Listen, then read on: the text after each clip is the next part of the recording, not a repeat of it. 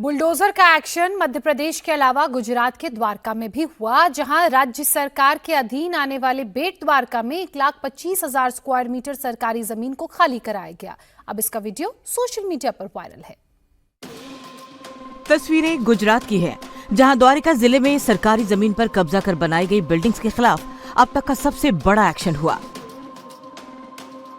द्वारका के ओखा और बेट द्वारका में समंदर किनारे सरकारी जमीन पर बनी 408 बिल्डिंग्स पर बुलडोजर चला और 1,25,000 स्क्वायर मीटर सरकारी जमीन को खाली कराया गया।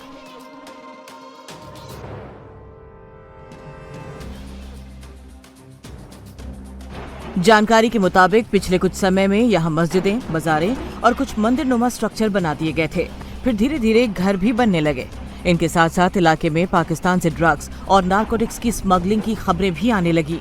इसलिए प्रशासन ने सख्ती के साथ यहां अवैध अतिक्रमण हटाने की कार्रवाई की। सरकारी जमीनों पर कब्जा करने वालों को पहले नोटिस दिए गए, फिर गैर कानूनी कब्जे हटाने के लिए वक्त दिया गया। लेकिन जब नोटिस का समय खत्म होने के बाद भी अवैध अतिक्रमण नहीं हटाए गए, तो प्रशासन ने कुल 386 रिहायशी, 9 कमर्शियल बिल्डिंग्स और 13 रिलीजियस स्ट्रक्चर्स पर बुलडोजर चला दिया। जिन 386 घरों को तोड़ा गया, उनमें 25 घर हिंदुओं के भी हैं। 9 दरगाह और मजार के साथ साथ 4 मंदिरों पर भी बुलडोजर चला। तकरीबन 60,000 स्क्वायर फीट का जो एरिया है, जिसके ऊपर इलीगल कंस्ट्रक्शंस किए हुए हैं और ये गवर्नमेंट की गौचर की ज़मीन है। तो इसका हमने डिटेल में स्टडी किया और उसके बाद हमें पता चला कि इस एरिया में तकरीबन 65 से 70% घर जो भी है वो गौचर की ज़मीन के ऊपर इलीगली कंस्ट्रक्ट हुए हैं।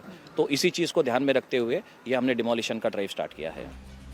गुजरात सरकार ने फिलहाल कॉरिडोर प्रोजेक्ट का काम शुरू किया है, जिसके चलते बेट द्वारका में चल रहे डेवलपमेंट प्रोजेक्ट्स को ध्यान में रखकर ये कार्रवाई की गई है।